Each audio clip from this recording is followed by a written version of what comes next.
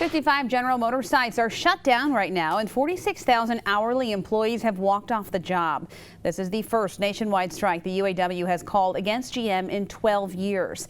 The union blames GM for waiting until the last minute to make a solid contract offer, but critics say the UAW is trying to deflect from its corruption investigation. Now, of the 55 GM facilities that are shut down, 15 of them are in Michigan. That includes the Lansing, Grand River, and Delta Township assembly plants. There are roughly 5,000 GM workers affected in mid-Michigan, plus suppliers who will be laid off if the strike drags on. There are two main issues: wages and the fate of plants that have nothing to build right now.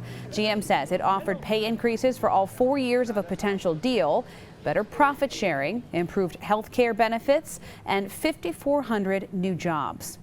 President Donald Trump weighed in on Twitter, saying, "Here we go again with General Motors and the United Auto Workers. Get together and make a deal." The union's vice president saying he's not concerned with that. Quite frankly, we're very focused on these negotiations, the people behind us, their families, the communities, and quite frankly, these American jobs. Because for every auto worker here, there are 7 additional jobs attached to what they do. That is the big picture.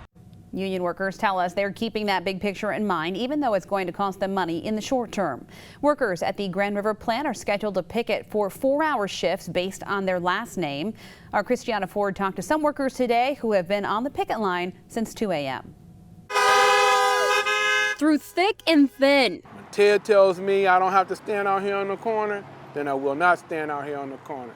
But if Ted tells me I got to be at this corner, I'm going to be at this corner. Winston Williams has worked for General Motors for more than 40 years and says picketers are standing with Ted Crum, the head of the union's negotiating committee. My leadership is saying that I should be here, and I have faith in these gentlemen. He says workers owe it to the union for decades of standing up for them. The UAW take care of us, so it's time to reciprocate. They're sacrificing their paychecks in hope of a better deal, knowing they won't get much in the interim. Their $250 a week strike pay doesn't kick in unless the walkout lasts at least 8 days.